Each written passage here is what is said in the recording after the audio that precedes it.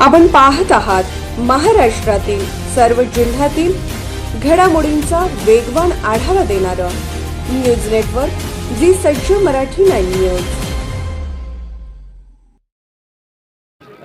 काय सांगाल, गेल्या मागील पण याच्यात तुम्ही जिल्हा परिषद सदस्य म्हणून आलात आणि त्यानंतर ते कारकीर्द झाल्यानंतर आता परत एकदा तुम्ही मैदानात रणांगणात उतरलात, पुढची दिशा काय असणार आहे तुमची? गेल्या वेळी जिल्हा परिषदच्या कार्यकालामध्ये अपक्ष असतानासुद्धा साधारण 28 कोटीची कामं आपण तिथं केलेली आहेत आणि त्यानंतर त्या कामाच्या जोरावर PN पाटील साहेब असतील किंवा बंटी पाटील साहेबांच्या मार्गदर्शनाखाली जेव्हा शिक्षण सभापती म्हणून काम करण्याची तिथं संधी मिळाली, त्या संदर्भातून साधारण 13 कोटीची शैक्षणिक सेवा सुविधा पुरवण्याचा मतदारसंघात प्रयत्न केलेला आहे आणि करवीर मतदारसंघात प्रयत्न केलेला आहे आणि त्याच्या जोरावर आता आपल्या मतदारांच्या समोर आम्ही लेखाजोखा मांडलेला आहे की अपक्ष असतानासुद्धा किंवा केंद्रात आपली किंवा राज्यात आपली सत्ता असताना नसतानासुद्धा एक जिल्हा परिषद सदस्य एवढ्या मोठ्या प्रमाणात काम करू शकतो आणि त्याची पोचपावती म्हणून आत्ताही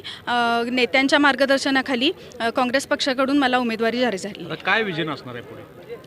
जिल्हा परिषद ह्या आत्तासुद्धा मतदारसंघात राहिलेली कामं किंवा नव्यानं रोजगार असेल किंवा शैक्षणिक सुविधा असतील किंवा आरोग्य सुविधा असतील या पुरवण्याचा सर्वांगीण विकास करण्याचा प्रयत्न त्या ठिकाणी असेल। तसेच शैक्षणिक सुविधांबरोबरच जे आता भटक्या कुत्र्यांचा जो लहानांपासून थोरांपर्यंत जो त्रास होतो आहे त्याचा कुठंतरी त्याची विल्हेवाट लावण्याचा प्रयत्न त्या ठिकाणी असेल।